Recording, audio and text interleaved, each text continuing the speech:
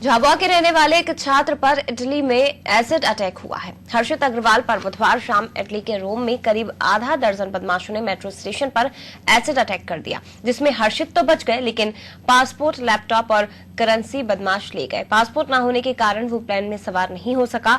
हर्षित ने ट्वीट कर विदेश मंत्रालय और पीएमओ से मदद मांगी है। दरअसल हर्षित भारत के cyber security research MIT academy of engineering Pune में सॉफ्टवेयर इंजीनियर हैं और वो यूरोपीय देशों की यात्रा पर गए हैं।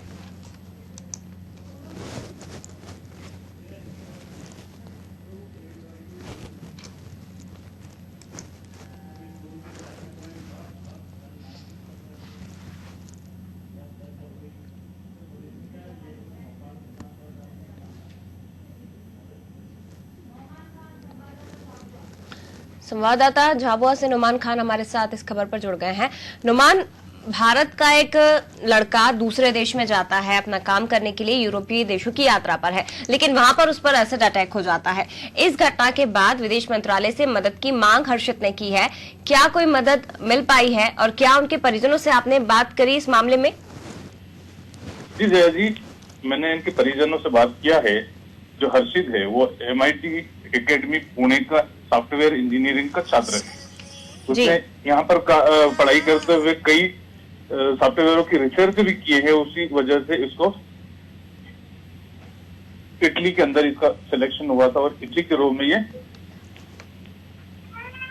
जी नुमान जी,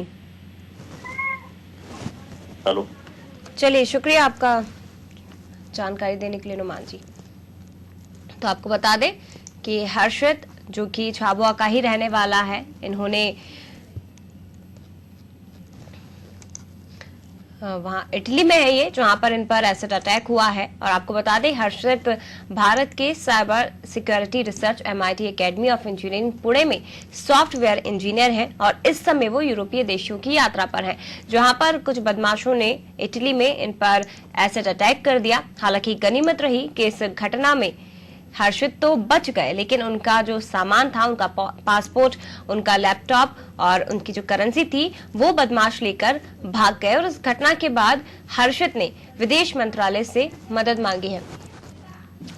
और हमारे साथ संजय अग्रवाल जी जुड़ गए हैं, पीड़ित के पिता हैं। संजय जी, स्वागत है आपका। और ये जो घटना हुई है आपके बेटे के साथ इटली के रोम स्टेशन पर, एसिड अटैक उन पर हुआ है, जानकारी है आपको इस मामले की? बात हुई है आपके बेटे से? बेटे ने मुझे खुद फोन करके अवगत कराया है कि इटली के रोम में जो होटल से वो चेकआउट करके इंडिया वापसी के लिए रोम के इंटरनेशनल एयरपोर्ट जा रहा था। इस बीच टस्कोलाना वहाँ का एक मेट्रो स्टेशन है जहाँ से उसे इंटरनेशनल एयरपोर्ट पहुँचना था।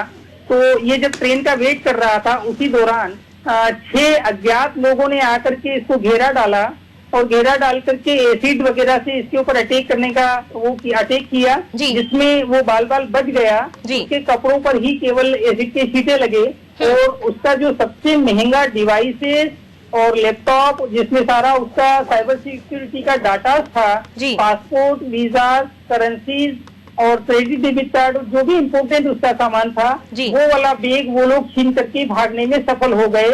उन्होंने उसका बड़ा सूटकेस जो क्लॉथ का था वो छोड़ दिया।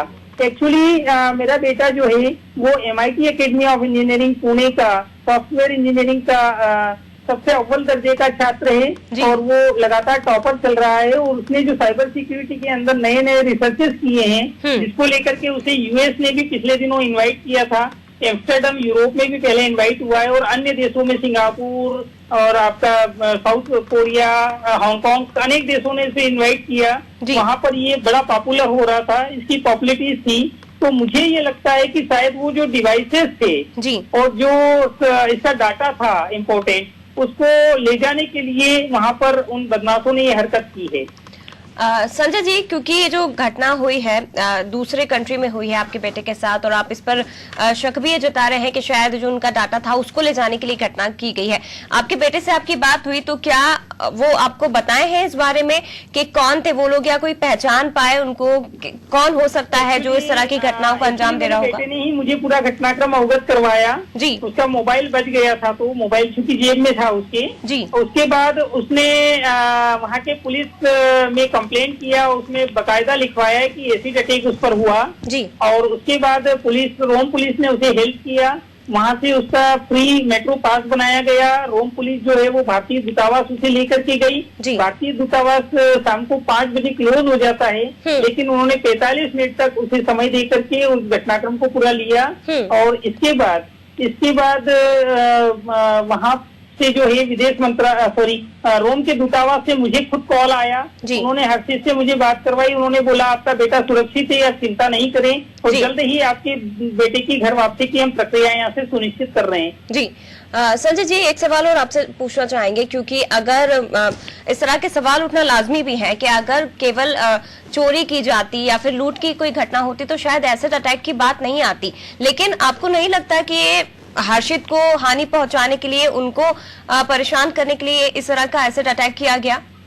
मुझे ये लगता है कि परेशान करने के लिए या परेशान या उसको अगर क्षति पहुंचाने के लिए किया होता तो वो एसिड अटैक पूरा ही कर देते जी। बट उनका उद्देश्य था कि डरा धमका करके और कैसे भी वो डिवाइसेस और वो जो उसके पास डाटा था वो उनको लेना था, क्योंकि वो इंटरनेशनल लेवल के लिए बहुत महत्वपूर्ण होता जा रहा था। तो मुझे ऐसा नहीं लगता है। और अगर कोई सामान्य लूट की घटना होती तो वो जो बड़ा वाला उसका सूटकेस था वो लोग वो छोड़ करके नहीं जाते, वो भी उसे लेकर के जाते। तो मुझे लगता है शायद वो रेक ही कर रहे थे। जो यूरोप में उसकी पॉपुलरिटीज और अन्य देशों में पॉपुलरिटीज बढ़ी थी, तो वो जो डिवाइसेस वाला जो बैग था जिसमें लैपटॉप था और जो भी सारा उसका इम्पोर्टेंट डाटा था उसको ले जाने के लिए ही उन्होंने ये प्रयास किया। उसके बाद फिर एसिड का बोतल भी उनके हाथ में था, तो वो बाकी का वो लेकर के गए। अदरवाइज वो क्षति पहुंचाना चाहते या उसको हमला करके नुकसान ही करना होता तो उसके बाद भी एसिड अटैक पूरा करते वो जी।